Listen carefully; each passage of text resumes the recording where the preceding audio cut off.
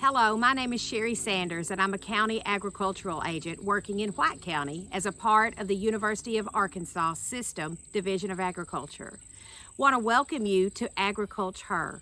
This series is designed to promote and showcase women working in the field of agriculture in this state. This month, we are featuring my good friend, Carey Robertson. Carey owns and operates CWC Farms on the Independence Jackson County lines. Being a female in production was always something that people were interested in. I was an FFA president in high school, and there were always people who was very surprised that the FFA president was a female.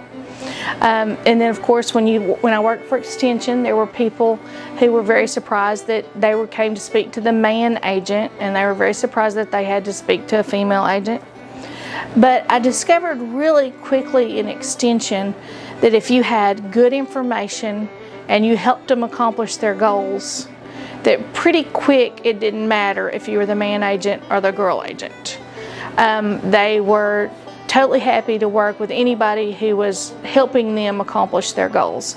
So even, I only had a few counties that I worked in, but I always felt like I was well received, and they respected that I was putting forth effort to help them.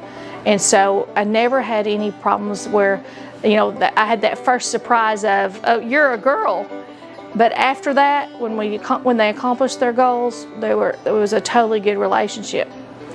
Now that I've switched gears and I'm a producer as a female, sometimes I do see a little more resistance than I saw as an extension agent, because I kind of do a combination thing of I'm a female, but I also do some unconventional agriculture, and so I get a little bit resistance from both of those. The fact, that I want to order sheep mineral. You go into a salesman and you want to order sheep mineral, and it's not something he usually carries. He really doesn't want to mess with it. And then sometimes I think the fact that I'm a female and that I have an unconventional agriculture program add together to make them less receptive to trying to work with me. But those have been few and far between. Most people are extremely professional. They have no problem with dealing with a woman and being able to deal with something that's right up their alley. When you go in to do something, it doesn't matter, male or female, they're ready to go. I said the most resistance I've seen have been at a few businesses that, of course, we don't do business with those places. But I've also seen those places that were less receptive to doing business with a woman. They have other issues in their business operation anyway. The good ones never have a problem, and they're able to respect anybody who walks in the door and wants to do business with them. And I've seen that from private businesses to government offices. The good ones are good, and the bad ones are bad. One of the things that comes to mind is when I first started as an extension person, there were not a lot of women in agriculture in professional positions. There were very few seed salesmen that were female. There were very few agriculture agents that were female, and so you were kind of a little bit of a different thing, and people always felt like they needed to comment on the fact that you were a woman. And one of the things that I see now when I walk in somewhere and my professional agriculture person is a female, you don't even think twice about it.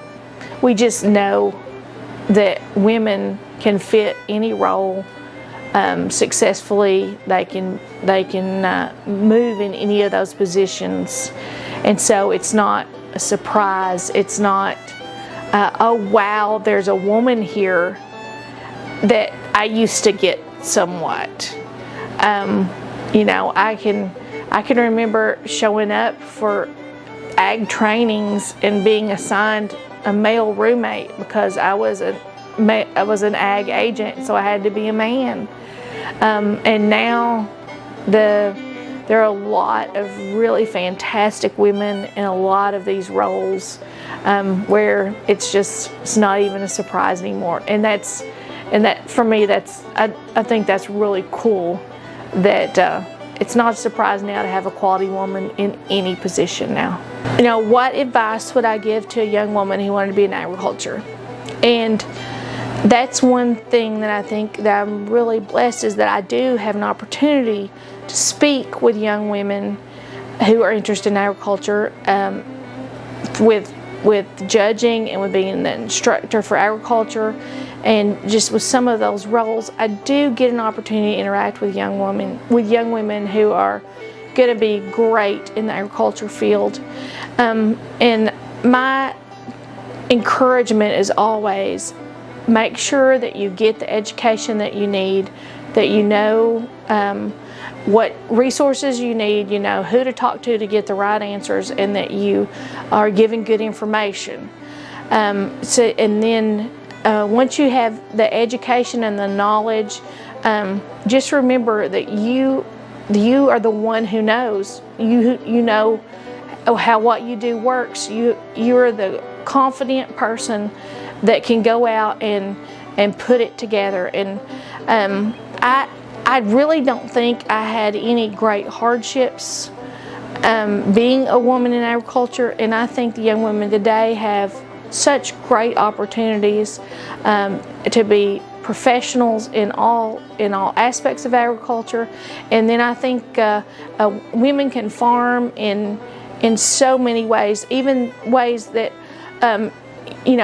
there were things where physically labor things were difficult, but now most everything we got to work around. You don't have to be able to pick up 150 pounds to accomplish your goals. There are tools and resources and skills that we can have that make even those physical things that were tough, things that we can work around, and we can do anything we want to do.